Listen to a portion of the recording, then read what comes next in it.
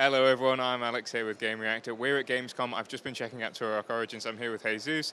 Jesus, what can you tell me about Turok Origins for maybe someone who is stepping into this franchise for the first time? I'll be honest, I can remember playing it back in the day, but not fully for a long time.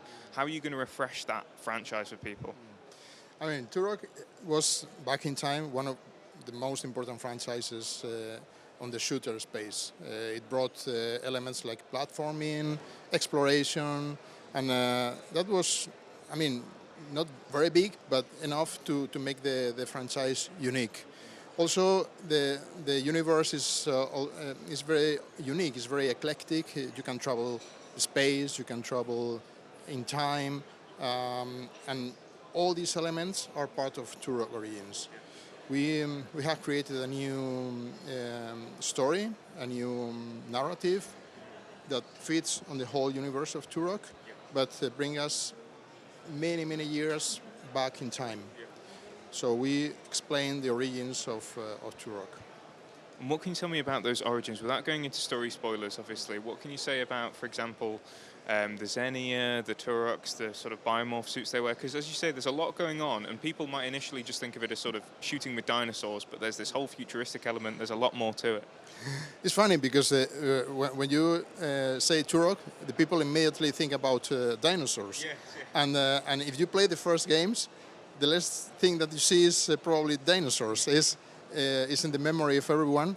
But we understand that that is very important. That's why we also have a lot of dinosaurs on our game.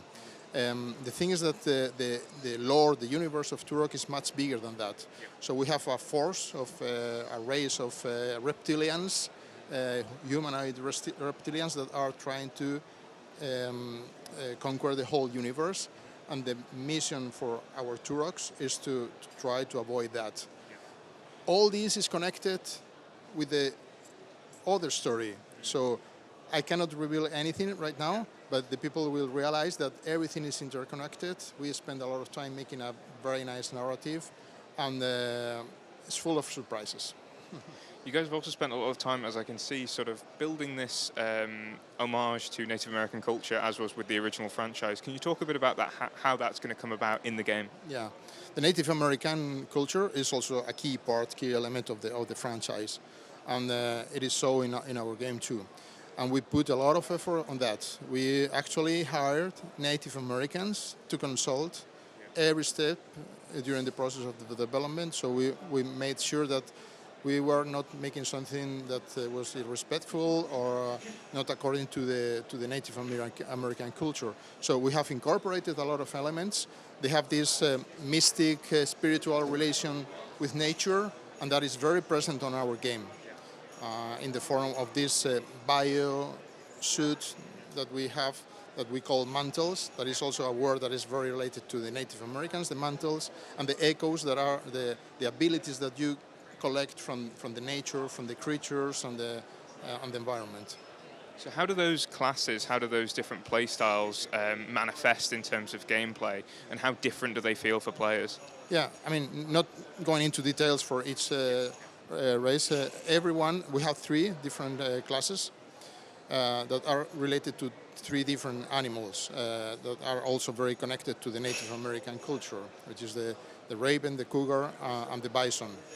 So you can choose one of those, and then you get immediately different abilities. You have an ultimate attack that is attached to that specific, what we call primal form.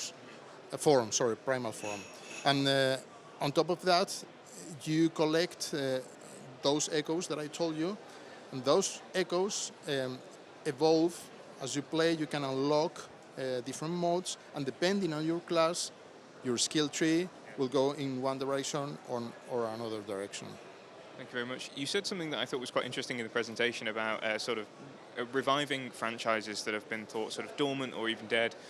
You made reference to Space Marine, another sort of Saber game that came out last year. Were there any influences from that particular game? And also, why do you think now is the time to bring Turok back? There are no, I mean, as I told you, we like to reboot franchises that we can really bring something to them. It's not about, well, this franchise was very successful in the past, let's make a reboot. No, it doesn't work that way. We first evaluate if the franchise is something that we love, that we like, because the team needs to be involved from the very beginning and needs to work on something that we really embrace. And this is the first thing. And the second thing is, what can we bring to the IP? Can we make it better? Can we bring something that will excite the players, the old players and the new players? And this is our process to decide when we choose an old IP and decide to reboot. And with regards to that sort of something about new versus old players, how do you balance that within the gameplay of there's guns in there that people from the original games will know, but there's also new stuff as well? How do you make sure that it's welcoming to old players but not so ingrained in what they know that it might push new players away? Yeah, we have been trying to have a good balance between the two worlds. We have first-person view and we have third-person view. And they are both specific developments. It's not an adaptation of one on the other one. We have a development for one for the first person and another development for the third person, which makes them AAA in both cases, and you can switch at any time. So if you are an old first-person style player with a mouse and your keyboard, you will feel the game as you could feel any other old shooter. And same with the third person. We know that third person is very appealing to new audiences, and that's why we also wanted to embrace these audiences and give them what they want. There's the element as well of single player and multiplayer, with there being 3-player campaign that isn't necessarily something that you have to go for, but it's something that you definitely can. How do you balance the sort of single player versus multiplayer experience? Because as you said before, if you're playing single player, you don't get bots or anything like that. You're just fully locked in on your own. Yeah, and our single player is different in that respect to other games, other co-op games. Usually on a co-op game, you have bots that play with you. So we didn't want to do that because then we will be changing what was the original IP.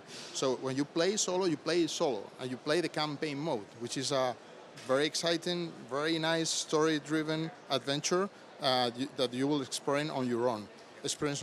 And then you have the co-op, that is, if you want to play with friends, you can invite and then jump into your game and play together the rest of the game. Balancing-wise, is that difficult to make it so that it's sort of the same level of difficulty, or will it be more difficult for someone on their own? It is balance. I mean, when you play solo, the game adapts the difficulty to you playing solo, and on top of that, we have different levels of difficulty. So, and the different levels of difficulty adapt to the co-op and the solo independently. Jesus, I've just got one more question for you. When can people check out more of Turok Origins, and where can they find it? Sorry? Where can people see more of Turok Origins, and when can they sort of expect to see it released? For now, we are presenting this. It is actually a lot. Yeah. We will see. We will keep you posted. And consoles and PC? I mean, the game is shipping on PC, Xbox Series, and PS5.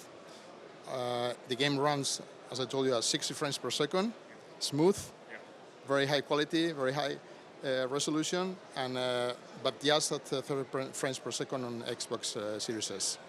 Perfect. Thank you so much for your time. Thank you.